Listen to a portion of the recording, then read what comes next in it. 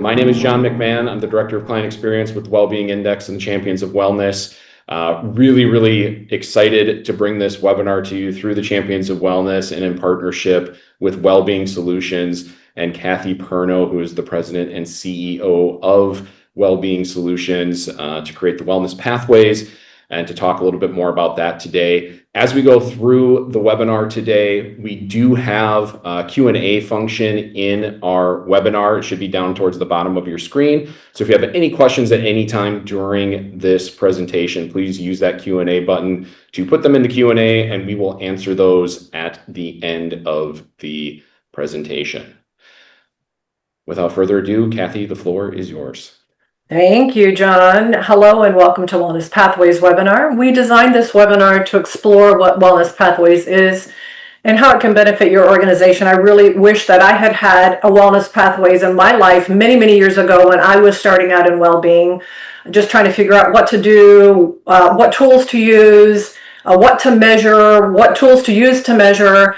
So we hope to make this super simple for you because we've consolidated this process into an evidence-based process that's working across organizations right now, and hope that it's a benefit to you and your organization. So a little bit about what we're going to talk about today. We're going to talk about the importance of well-being support. We're going to share our approach to providing it. We're going to also showcase some really great examples of how this is working in other organizations. And then we'll talk about the next steps that you can take. So as John said, my name is Kathy Perno, and I'm president of Wellness Pathways, which is a new and exciting collaboration between Wellbeing Solutions and Champions of Wellness. Our combined expertise brings you transformative, data-driven approach to shaping organizational culture. You know, you can have the right measurement tool and not have the right strategy. And what that does for your teams, it just creates frustration as they continue to assess, and they don't see any changes organizationally as a result of the information and the data that they're giving. Or you can have the right strategy and not the right tool. And then what you're doing is you're just trying to create well-being solutions and throwing things out, hoping it sticks and hoping it's meeting a need, and really never knowing if your interventions are working, how are they working, what great impact it's making across your teams. And so it's really important to pull those two together, and that's what we've done with Wellness Pathways. We provided organizations with the tools, strategy, and insights to help them build a thriving work environment. So whether you're just starting on your wellness journey or you're wanting to elevate your current program to create greater sustainability, Wellness Pathways is here for you. So let's look a little bit more about how we can help you create lasting change. The fact that you joined this webinar tells me that you understand that unaddressed clinician burnout is fueling turnover and declining patient satisfaction. Well-being is a critical driver to employee engagement, retention, and quality in care. In fact, we consistently observe a direct correlation between well-being or distress scores and employee engagement, patient experience scores in the groups that we work with. According to a report from the National Institute of Healthcare Management, organizations with strong well-being strategies see up to a 25% higher engagement, leading to reduced turnover and improved performance. There are several common pitfalls that organizations face in their well-being efforts. Historically, well-being programs primarily have focused on areas that improved personal resilience. So we talk to our teams about making sure you're eating right, you're getting plenty of sleep. We introduce yoga, meditation, and mindfulness programs. We put together retreats for them. And while these are all very helpful, it has placed the burden on being well on the individual while overlooking systemic drivers of distress. Not long ago, I worked with a group that were showing very high distress scores. And as we looked deeper into that data, we realized that they were experiencing severe incivility in their department. Several providers were repeat offenders and were causing a lot of distress in their department. You see, resilience wasn't the issue, the conditions were. So it doesn't matter how well you're eating or how much you're sleeping, if your work environment has a negative culture and you're experiencing chronic inefficiencies, there's a likelihood that over time you're going to experience dissatisfaction and burnout. Another common pitfall in well-being efforts is the lack of measurement of baseline or progress. Well-being efforts often fail without data to guide them. Without data, leadership buy-in lags when well-being is seen as a soft skill and nice to have rather than an evidence-based, data-driven, outcomes-based approach. And I spend much of my time on the front end as I work with organizations helping leadership to understand that well-being isn't a nice to have program and add-on, but it's something that you really have to build into the framework of your strategies across the organization to begin to move key performance indicators and metrics that you're measuring, patient experience, employee engagement, medical errors, those are all attached to well-being or distress. So we want our teams to know that its well-being is critical to the success of your organization, and data is critical to drive how we implement well-being. How are we measuring well-being? Are we making a difference? Are we just launching programs hoping they work? Or are we taking a baseline, launching the program or the initiative or the intervention, and then remeasuring to see, were we successful? Do we need to tweak something? How are we doing? That's why I'm really excited to introduce you to Wellness Pathways, because we help organizations create this wellness-centered workplace using validated collection tools, comprehensive frameworks, and a robust suite of strategies. So we're going to look at those in more detail. Creating a culture of well-being in healthcare requires more than temporary solutions. It's not a flavor of the month and just what we're doing right now. It demands strategic, sustainable frameworks that embed wellness into the daily operations. That's exactly what Wellness Pathways is going to teach you how to do. We help you implement a wellness infrastructure in your organization. We help you to identify the key individuals in your organization to lead this wellness effort, and then we provide them with the training and the tools that they need to drive success. We also use data using the Champions of Wellness suite of validated assessment tools such as the Wellbeing Index, Leadership Impact Index, and Care Framework assessments. We pull all those together and we gather data and identify areas of improvement and collaborate with you to create sustainable strategies that support your clinician well-being.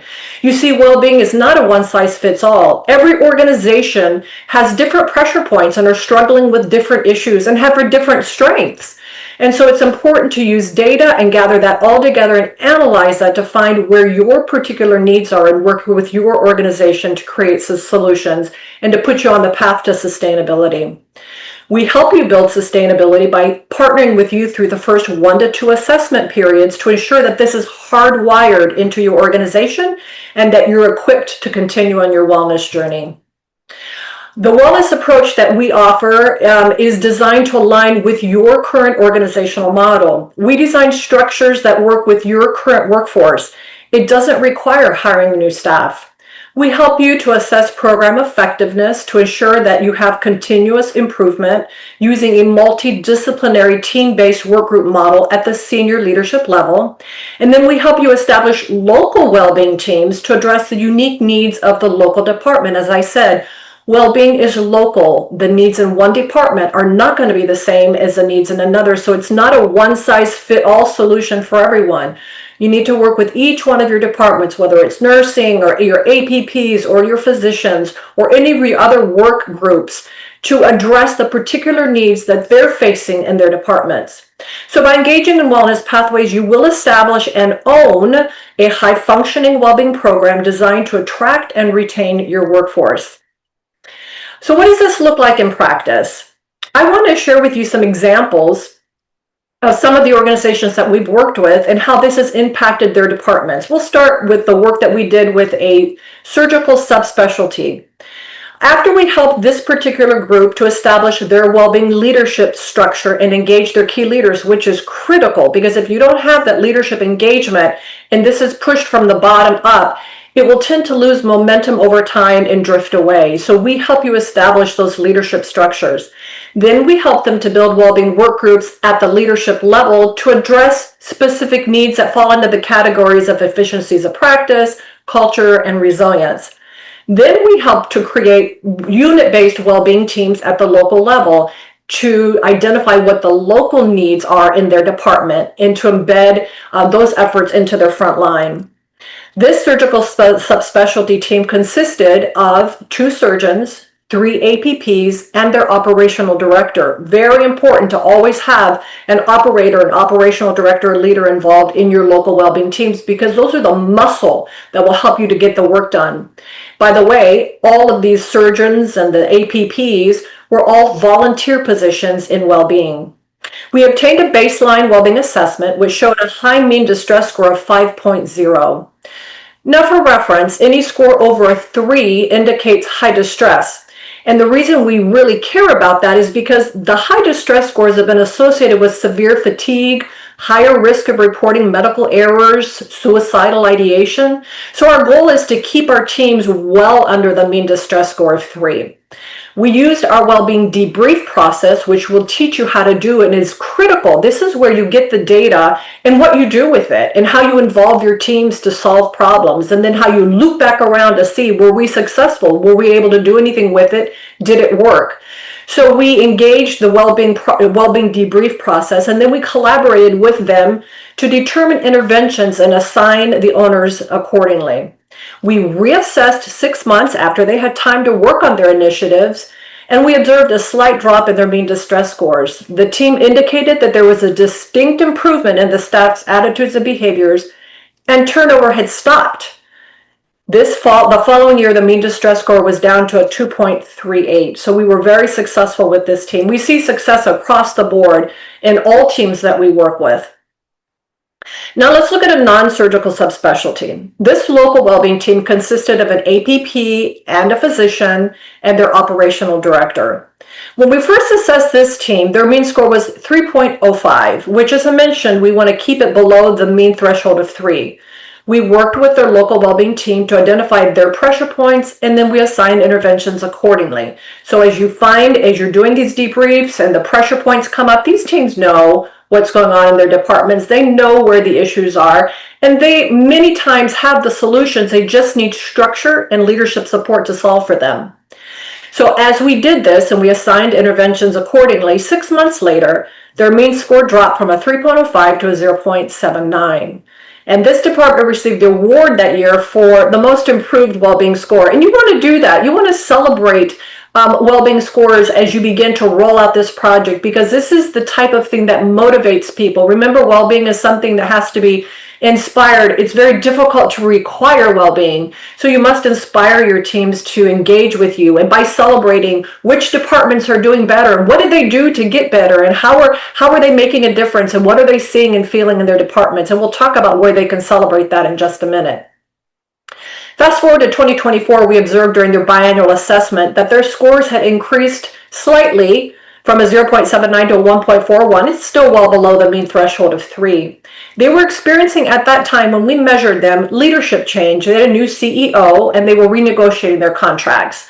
This was creating a level of uncertainty, and so you could see that their mean scores tick up just slightly. This is a great example of why it's essential to address pressure points regularly, as it establishes a margin and allows for intermittent fluctuations based on what's going on in departments. I often have teams ask me, how often should we do a well-being assessment? How often should we be looking at this? And I use as a standard in the work that I do every 6 months, twice a year. Why? Because if you do it more often than that, you don't have enough time between assessments to really get initiatives and interventions implemented.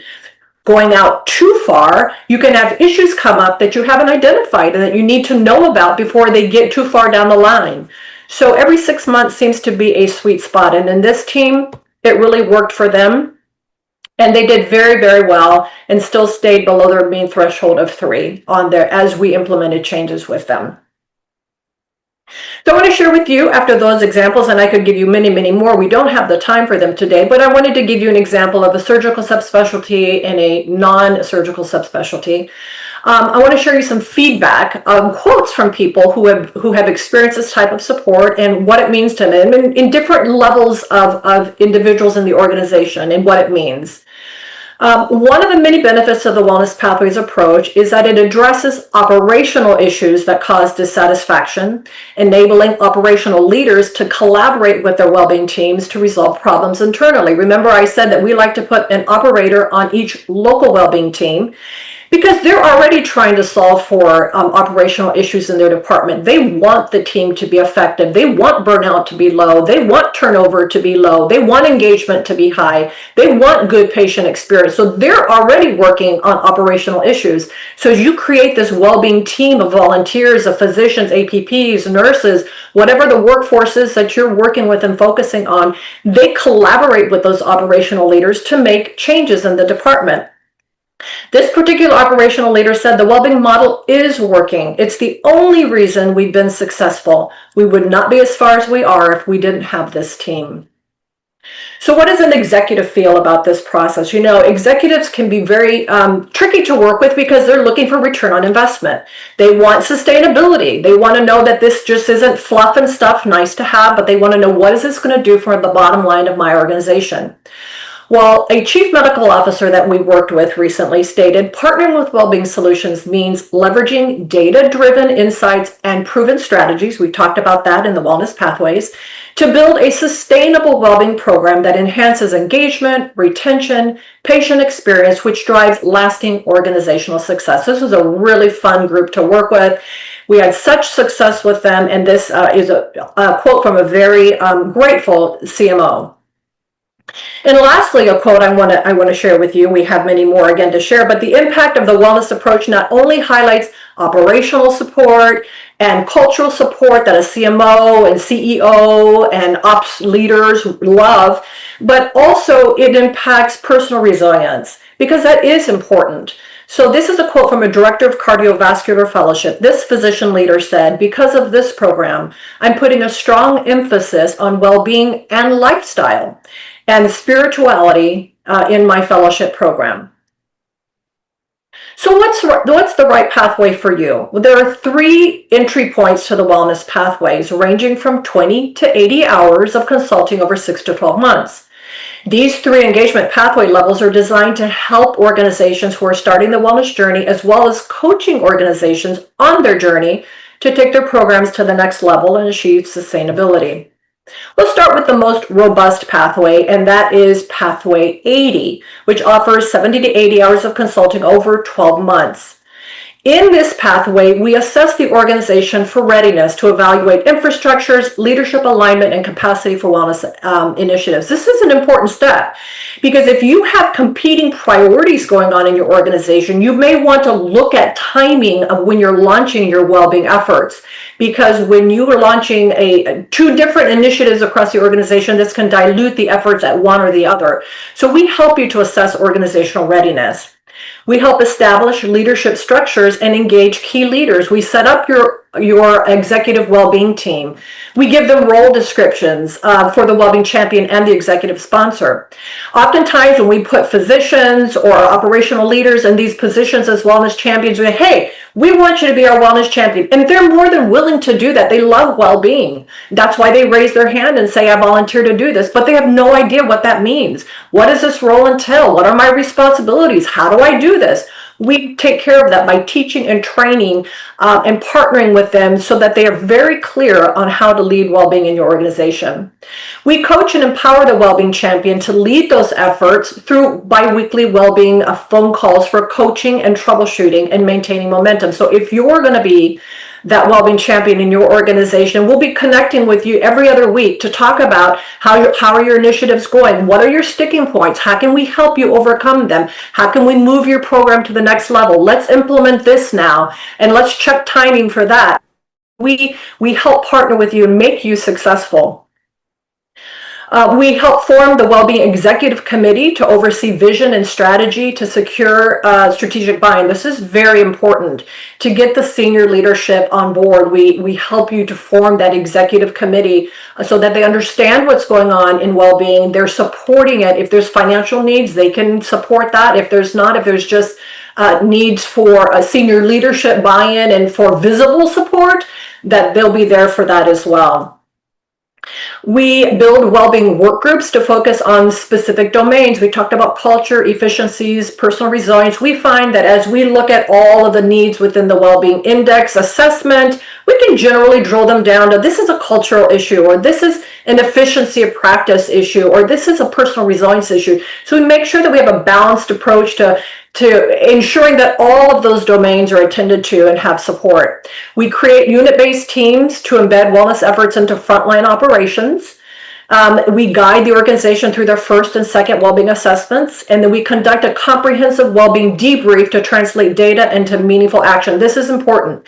So once your teams take their well-being index, what do you do with the results? How do you get your teams involved? What type of meeting does that look like? What are you reviewing in that meeting? How are you assigning responsibilities to each individual that attends that meetings? How can you make sure that you're following up to see that they're doing those things?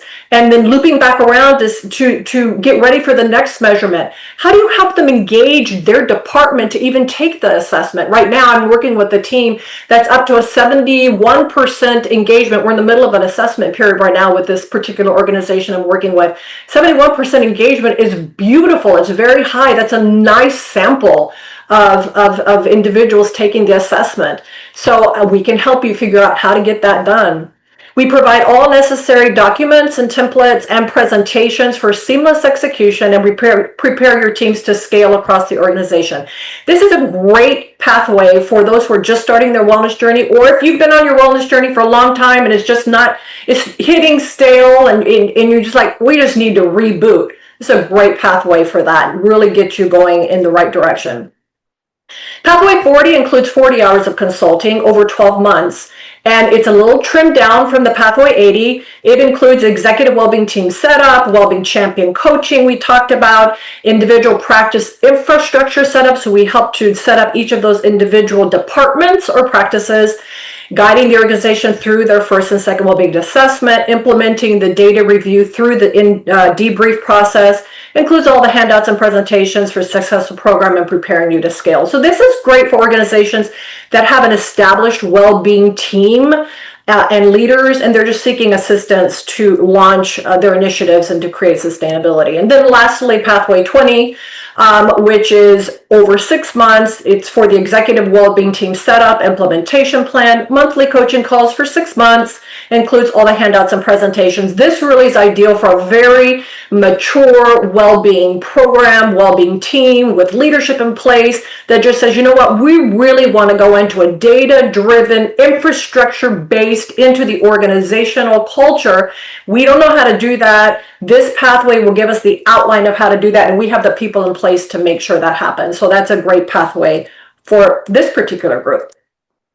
Additional services that we can add are we can do on-site training to help you launch your teams. As I mentioned, well-being has to be something that is inspired. So it's how you launch it. Are you launching it with enthusiasm? Are you presenting it to your teams in a way that makes people want to participate? Are you engaging your leaders in a way that gives them an energy for this particular work? So if you feel that you need some coaching and assistance, or for us to come do that for you and get you launched and set up, we can do that. We help launch a well-being council, which is, I talked about earlier in the presentation, how you keep your teams engaged. You have those local well-being teams of physicians and APPs or nurses or other work types. You've got them solving problems at the local level in their departments, and you've got the more leadership team looking at more of those global issues with efficiencies and with resilience and with culture. And how do you get all those teams together to move forward on the same page? And so that's what the Wellbeing Council is for. It is every other month. You can spread it out a little bit more if that works for you, but not too much, because you don't want to lose momentum. You want to keep people inspired. So this is educational, inspirational, motivational. This is where you highlight best practices and what's working for this department. I like to have a champions corner where one particular department will talk about what's working and how they recruited to the survey and what they implemented and the impact it's making for them. So that's really great for momentum and energy in your program. And then we have custom wellness pathways diagnostics. So this is a process that we help identify root causes of burnout. So if you've done a well-being assessment across your teams and you see one particular department that has really high mean distress scores, you see high turnover, you see engagement is low, you see patient experience is really suffering, this is a great diagnostic tool. This is where I come on site and work with your teams through data analysis and uncovering underlying issues. I can get to the root cause of what's going on and make recommendations and help the leadership know what changes need to happen to pull those teams back out. And so this strategy has assisted many organizations in lowering turnover rates, enhancing morale, and fostering healthy, more sustainable work environments. Many times recommendations can be around leadership coaching needs because there's toxic cultures going on. It can be around reformatting scheduling because that's just not working for teams. It's a myriad. There's not one size fit all. Every department is different. All pressure points come differently for people.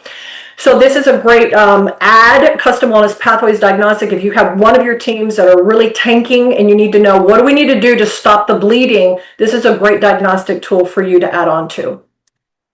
So I want to take a minute now that you've kind of heard what Wellness Pathways is, how important it is and your organization has a structured, methodical way to embed well-being into the infrastructure of your organization, into the operation. So it's not an add-on. We also do well-being, but well-being is into the infrastructure of our organization. Now that we've talked about how we coach and train and help support your organization to do that and how important it is, I want to give you a chance to ask any questions, and I want to invite John back to help moderate the question time. And while you do that, if you want to scan the QR code on the screen, that you follow directions there if you'd like to get started on your wellness journey and your wellness pathways there.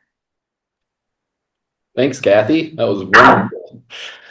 Awesome. Yeah. So like Kathy mentioned, if you do have any questions, please go ahead and put them in the Q&A in the webinar here.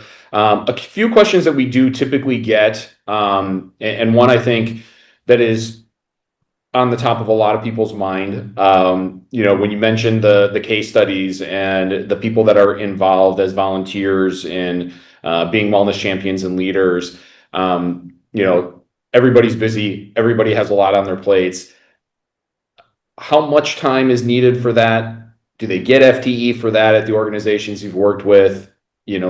Those kinds of questions I think are top of mind for a lot of people.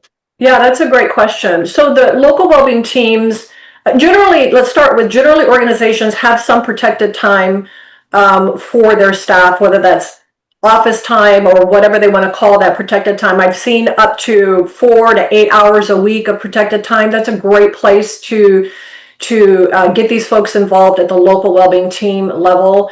The leadership teams that are looking at efficiencies and practice and culture and personal resilience, those individuals we help you to put the right people on the team so that, for instance, on the culture team, you would have somebody from HR at the leadership level. Well, they're already working on the HR needs. So when we tuck well-being needs into those HR processes, that's already part of the work that they're doing. It just helps them to target into where the specific needs are in the organization. So we don't need anything added and extra there. We build teams with existing people.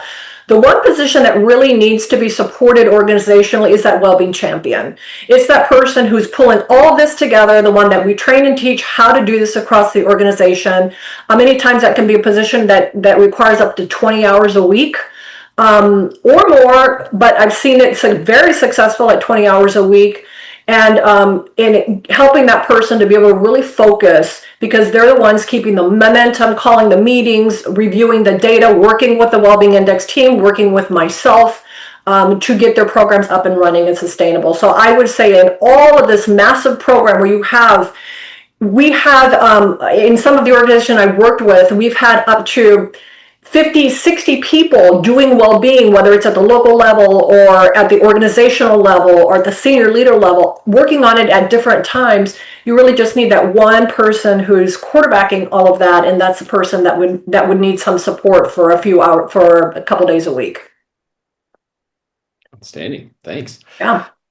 Question that came through chat. Hi, Kathy. Also partnered with Wellbeing Index Champions of Wellness, one of our other partners here that we're working with on some more financial resources. He said, I'd love to hear your thoughts on addressing personal financial stress and the work that you do and kind of how that impacts healthcare professionals. Addressing personal financial stress, how do we do that in well-being? Yeah. That's the question.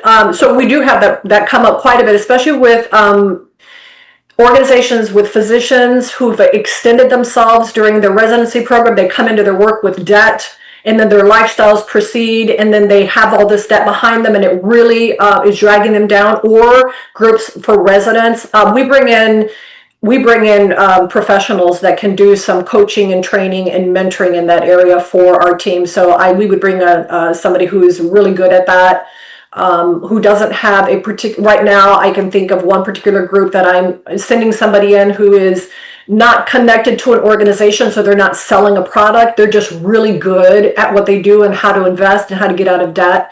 And so we'd want to use specialists for those types of topics. And that's why it's so good to figure out where the needs are, and then to be able to look at the resources you have in your community. You could even do webinars online. And there's some national resources too that people can tap into as well. Outstanding.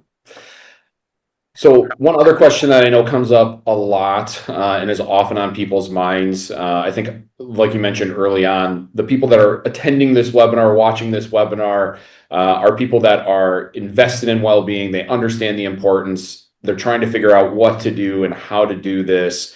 And one of the key pieces is having that buy-in from leadership. So that being the case, what can people on this call or other people that are trying to get a well-being program off the ground do if they need to kind of help encourage leadership along the way a little bit more and help them understand why it's so important and get that buy-in? Yeah, so that's a great question. That's something we can help you do as you engage with us and talk to leadership. We set up your leadership and your executive teams. But ahead of that, before even engaging with us, you can be looking at some metrics that you're measuring in your organization. So we look at patient experience, we look at employee engagement, we look at turnover. Those are three key areas. We look at also safety issues, because we know that when people are burned out, the medical errors go up. They just do. And so if you're looking at those key performance metrics in your organization, you can see where you're at with them across your organization. Then you can go to the AMA, and it has a cost of burnout calculator. You plug in your numbers.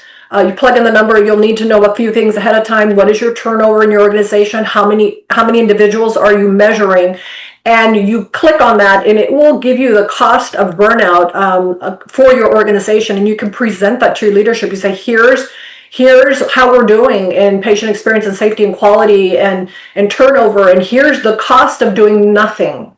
That's really what it is. It's the cost of doing nothing. So where well-being doesn't bring money into the organization, we plug the holes that money is falling through. And I think that's critical. And people forget how important that is, because you can have all the assets bringing money, fresh money into the organization. But if your bucket you're bringing it into has burnout, and burnout causes holes in the bottom of the bucket, that money goes right through in turnover. It goes right through in the reputation of the organization because of poor patient experience, and reduced employee engagement, where people aren't working at the top of their license or what they're doing because they're just disengaged, they're burned out. So those are going through the holes of the bucket. So making a case for plugging the holes in your bucket, and we can help you do that with your organizations. And then you start with your numbers. That's why it's so important to have a validated tool like the Wellbeing Index, because we can measure where we're at as an organization, implement changes, and go back and remeasure and say, hey, because of this investment, or this is what we've done, now this is where we're at. And then you should see it does correlate. I've never seen it not correlate. It does correlate to bring those key performance indicators more aligned with your organizational goals. Outstanding. So one other question that came in through chat here. Can you talk a bit more about the importance of culture, and if you use additional assessments beyond the Wellbeing Index? Oh my goodness, culture is, well, I can't tell you which is more critical, culture, efficiency, or resilience, because they all have to be balanced. But I will say this, that culture is one of the things that are the most difficult to address, because it can involve leadership change, the need for leadership change. If you've got a toxic leader that's pressing on your teams and they just ultimately need to be changed out, that's a very difficult and organizational change that needs to be made. That's why it's so important to have your leadership on board with this, and to be measuring and to seeing, because of this is what's now happening in these departments. Which presses for that. It doesn't mean you have to fire a leader every time. Sometimes it leads to replacing a leader, but oftentimes it just leads to coaching, to leadership coaching, where they need some supplemental help, some accountability. monthly accountability of this is what we're seeing, and then putting them through a coaching process, and then bringing them out and seeing if remeasuring the team. And John, you can share some of the tools that you guys have on the Wellbeing Index side to measure leadership. Yeah, absolutely. Thanks, Kathy. I was just thinking that too as we're talking, right? We know that leadership has a massive role on the culture and the well-being of teams. One of the highest impacts on well-being of a team is their direct line supervisor. And to that end, one of the tools that we have in the Champions Wellness toolbox, along with the Wellbeing Index, the wellness pathways that we've developed with your partnership, a few other things, is the Leadership Impact Index. And that's a leadership measurement assessment that really assesses a leader on 9 different activities that are core to really being an effective leader. And the goal behind it, like you said, is not to identify leaders that are struggling and say, okay, we got to replace that person. It's really meant to be allowing the team to rate their direct supervisor in an anonymous fashion, get a leadership scorecard and say, hey, here are the things you're doing really well. Here are the things that your team, feels like maybe aren't going as well or aren't being done up to the level that they need to be, and some things that we can work on. And what's great with it is it works really well as a coaching tool. And a lot of times what we've seen for the groups that have done it, kind of the paper pencil version, we have an electronic version coming soon, is that they, not that they're not doing those actions, it's that the way that they're doing those actions aren't connecting with their team. And so, it's really important to help kind of coach them through and say, okay, let's think of a different way that we can do this that's going to connect more with what the expectations and what the needs are of your team. Is going to be more effective for everybody involved. So yeah, it's a huge important piece. It's really great that we now have another assessment that can give us some more concrete data and a good look into that aspect of it. Absolutely. All right. Well, I don't see any other questions in the chat or in the Q&A. Thank you everyone for joining today with Kathy and myself on this webinar and learning a little bit more about creating sustainable well-being change in your organization. One last reminder, Champions of Wellness Healthcare Summit 2025. The theme this year is Policy to Practice, Advancing Systemic Wellbeing in Healthcare. September 29th to 30th in Rochester, Minnesota. I hope we see you all there. Again, early bird pricing going on right now for that. So if you're thinking about going, now's a great time to get signed up for it. Thank you again, and we will see you in the future. All right. Thank you.